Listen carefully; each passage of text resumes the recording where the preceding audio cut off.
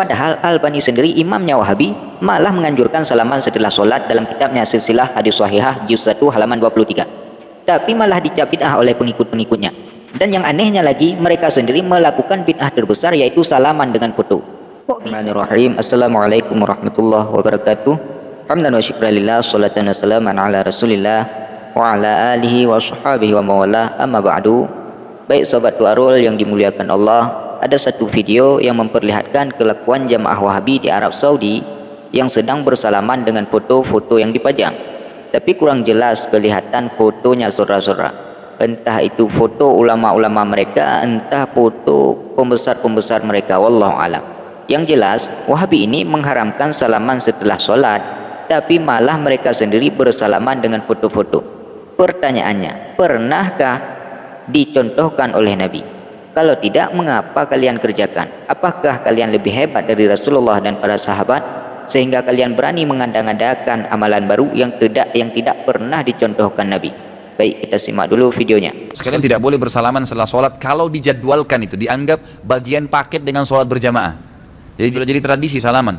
Apalagi ditambah lagi dengan membaca salawat keliling-keliling masing-masing semua. Ini sama sekali nggak ada tuntunannya, ikhwah. Karena tidak pernah ada panduan dari kiai dan guru kita Muhammad sallallahu alaihi wasallam. Karena tidak pernah ada panduan dari kiai dan guru kita Muhammad sallallahu alaihi wasallam. Karena tidak pernah ada panduan dari kiai dan guru kita Muhammad sallallahu alaihi wasallam. Jadi Wahabi ini melarang orang bersalaman setelah solat. Padahal Albani sendiri imamnya Wahabi malah menganjurkan salaman setelah solat dalam kitabnya Silsilah Hadis Shahihah juz 1 halaman 23. Tapi malah dicap bid'ah oleh pengikut-pengikutnya.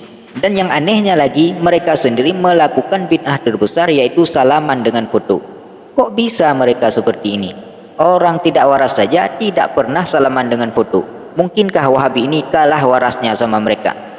Kalau salaman setelah sholat malah dibid'ahkan dengan alasan jangan membuat amalan baru. Padahal salaman itu jelas-jelas dalil kesunahannya. Saya tidak perlu menyebutkan dalil salaman karena sangat banyak hadisnya. Namun kami akan mengutip pernyataan-pernyataan para ulama. Yang perlu kita ketahui, aswaja salaman setelah solat artinya sesudah selesai ibadah solat. Jadi tidak ada sangkut pautnya antara salaman dan solat, karena ini perkara yang munfasil. Kalau salaman ketika sedang solat, ya itu tidak boleh. Masa iya sedang solat salaman ke kiri, ke kanan, ke belakang? Ya jadi rusak solatnya lah mas. Nah ini salamannya setelah solat, apa hubungannya dengan solat? Kan solatnya sudah selesai mas bro, kok malah disangkut-sangkutkan dengan solat oleh Wahabi ini? Baik, sebelumnya mari kita cek dulu pendapat para ulama.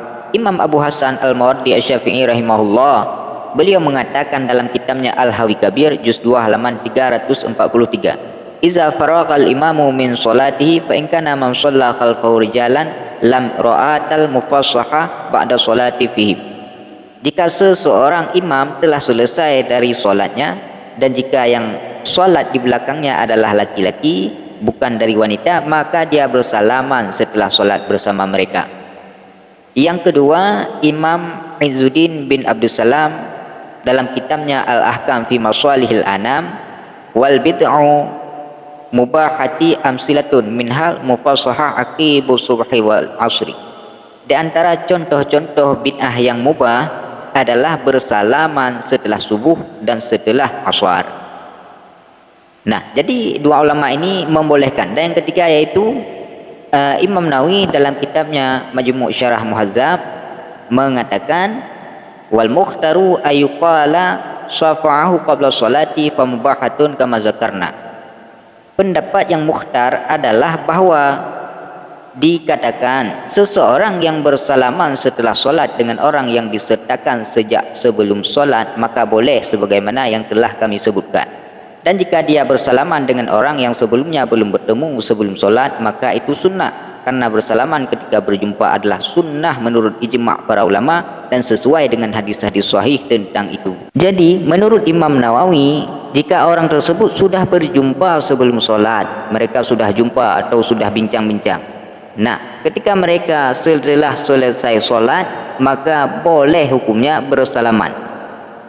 Namun, bila orang tersebut belum pernah berjumpa sebelum solat, artinya tidak berjumpa ketika sebelum solat, berjumpanya pas habis selesai solat, maka ini hukumnya sunnah.